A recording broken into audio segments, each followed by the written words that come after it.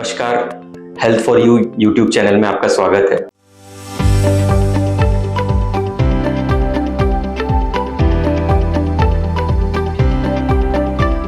मैं doctor Rajvardhan, clinical psychiatrist और assistant professor in psychiatry.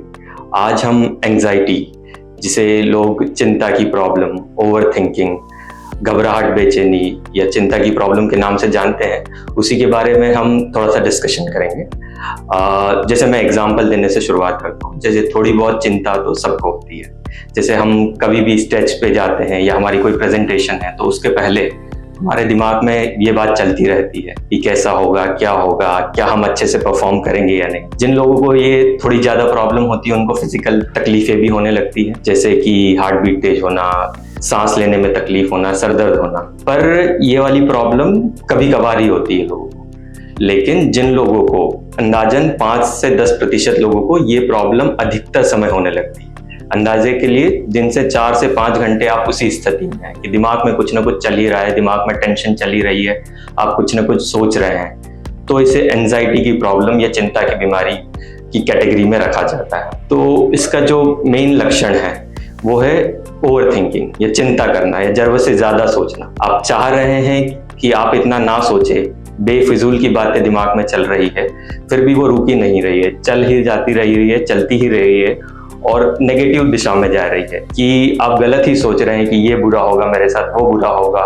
और अगर आप इतना सब सोचने लगे तो ये एंजाइटी की प्रॉब्लम की श्रेणी में आता है। करीबन 5% लोगों को ये प्रॉब्लम होती है, मतलब हर 100 में से 5 लोगों को ये प्रॉब्लम होती है और ये प्रॉब्लम अभी धीरे धीरे बढ़ती ही जा रही है। लेकिन जो अधिकतर मरीज या लोग हमारे पास आते हैं वो इस कंप्लेन के साथ नहीं आते हैं कि मुझे टेंशन हो रही है, मुझे ओवर थिंकिंग हो रही है।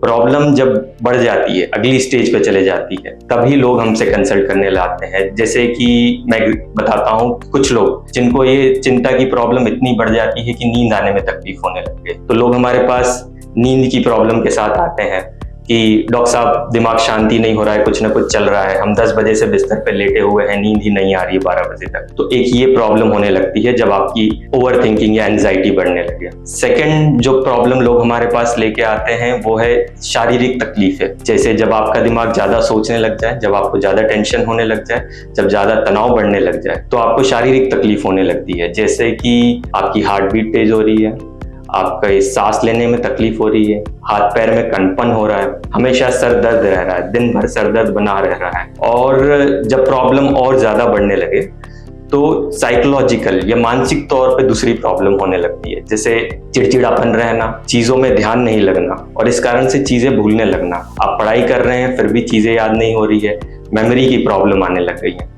जब ये सब लक्षण होने लगे तब आपको समझ जाना चाहिए कि मेरी चिंता या एंजाइटी की प्रॉब्लम बढ़ गई है और आपको कंसल्ट करने की कोशिश करना चाहिए किसी भी डॉक्टर, साइकियाट्रिस्ट या साइकोलॉजिस्ट के पास। दूसरा पार्ट कि ये क्यों होती है, मतलब अधिकतर पेशेंट्स का ये सवाल होता है कि मुझे ये तकलीफ क्यों हो रही है।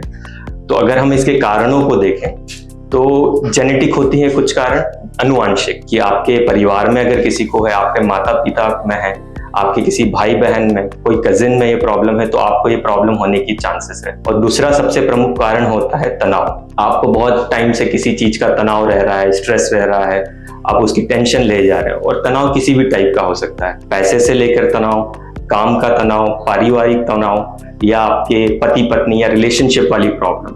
और जब ये प्रॉब्लम बहुत लंबे समय तक चलती रहती है तो ये एंजाइटी वाली प्रॉब्लम जो आप है वो बढ़ने लगती है और शारीरिक, नींद में समस्या और याददाश्त और मेमोरी प्रॉब्लम ये सब का रूप ले लेती है। तो जल्दी से जल्दी इस एंजाइटी की प्रॉब्लम को आपको ट्रीटमेंट लेने की कोशिश करना चाहिए जब वो प्रॉब्लम मानसिक रूप में ही है, मतलब जब चिंता की ही सिर्फ प्रॉब्लम है, तभी आप साइकोलॉजिस्ट और साइकियाट्रिस्ट से कंसल्ट करेंगे तो शारीरिक और नींद में समस्या और मेमोरी की प्रॉब्लम नहीं आएगी। और अगर हम इसके ट्रीटमेंट की बात करें तो दवाइयों से होता है और कुछ थेरेपी, साइकोलॉजिकल ट्रीटमेंट भी होता है इसका। और आजकल मतलब लोगों का ये कंसर्न होता है कि दवाइयों के साइड इफेक्ट होंगे, दवाइयों की आदत लग जाएगी। लेकिन जो अभी साइंस है वो बहुत आगे बढ़ चुका है। आजकल ऐसी दवाइयां आ गई हैं जिनका बिल्कुल कोई साइड इफेक्ट्स नहीं होता है, ना के बराबर प्रॉब्लम्स रहती हैं और अगर आप अपने साइकेट्रिस्ट या साइकोलॉजिस्ट के द्वारा दिए गए तरीके से खाएंगे तो आदत पड़ने की भी प्रॉब्लम नहीं। और दूसरी जो तरीके का इलाज होता है काउंसलिंग थेरेपी, वो इलाज भी इसमें बहुत ही ज्यादा मददगार होता है। लेकिन आपको दवाइयों से इलाज करना है, काउंसलिंग से इलाज करना, ये डिसीजन आप अपने साइकेट्रिस्ट पे या साइकोलॉजिस्ट पे छोड़ दें। वो आप इसमें अच्छे से गाइड कर पाएंगे कि कौन सा इलाज आपके लिए बेहतर होगा। Thank you.